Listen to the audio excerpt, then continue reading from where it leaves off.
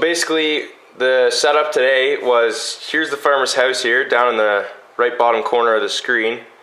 And what we did, we went up, we parked at the farmer's house, we walked back this fence line, and we had a wind coming from the west, so it was coming across kind of this way actually.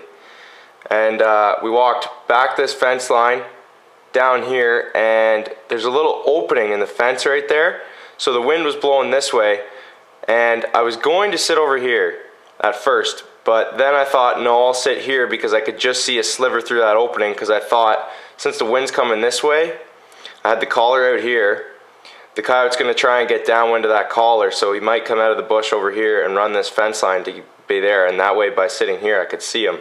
So we sat there, and what happened was the call was out here, we were sitting here, started calling, and the coyote came, I don't know, he must have been somewhere back in here. This is all woods here, huge section of woods. He must have been back in here, and he popped out in the field right about there. And from where we're sitting to him is about 300 yards. So we're sitting there watching him, and he's just watching us. He's sitting there watching the call, trying to figure it out, didn't want to come out into the field. And I would play it some more, you'll see in the video.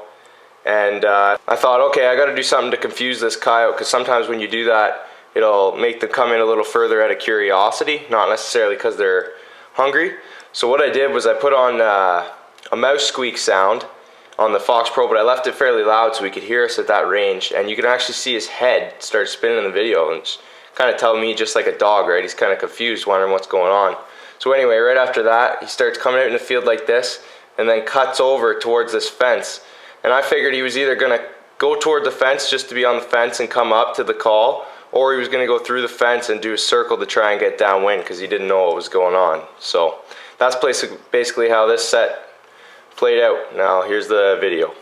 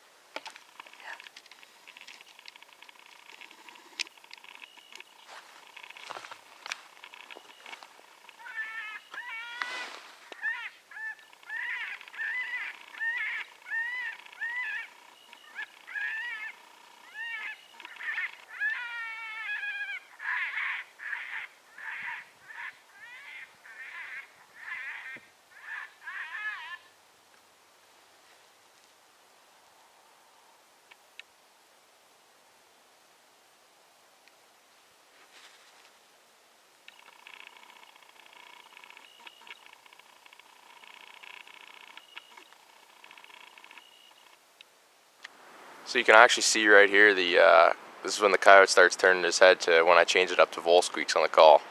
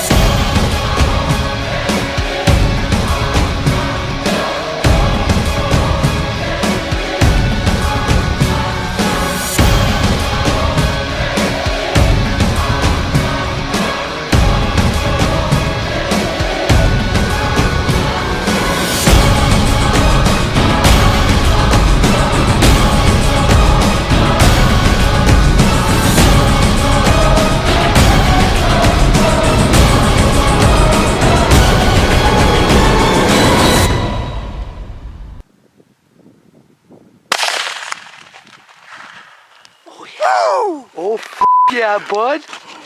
Here, we'll keep calling for a second. Keep calling.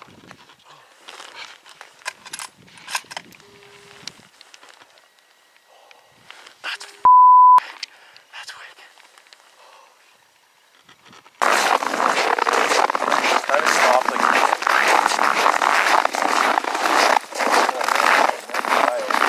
Oh yeah.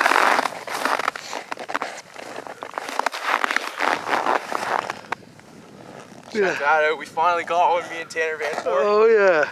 Look where I hit him, right in the neck, I think. Right in the top of the neck. Alright, so we went out for a coyote hunt, me and Tanner Vandebor. We walked out there, did one set, didn't get anything. We went out just behind his house here at his neighbor's place and called this nice female up. I guess she's probably 35 pounds. Called her up and it took about 10 minutes for her to come in. She came, sat at the field edge for a while and then slowly made her way in, and when I switched it to bowl squeaks on the FoxPro collar.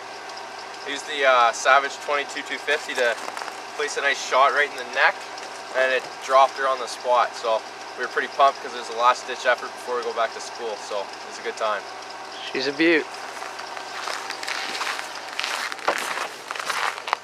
Alright, so that's it with the calling part of the coyote hunting, but got a little more footage when we were hunting with the hounds, so I thought I might as well include that for you guys. It's pretty neat and no one's going to see it otherwise, so I'll just throw it here at the end.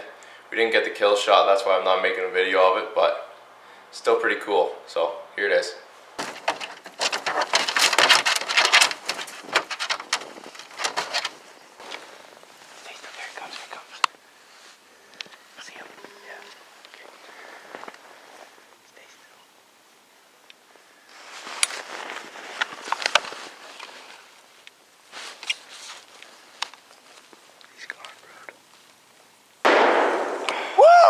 Fucking, I think. Yeah! Keep that rolling. Yes! Got him, Code. Smoked him.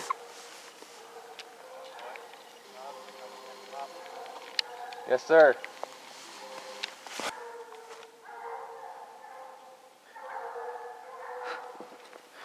I hope I got it. I think I got it up right when you shot. Just keep filming all of this and that's good. We just got to grab the dogs here, so just film everything else, Griff. We can. One freaking pump. And here come the dogs. Yeah. They're gonna.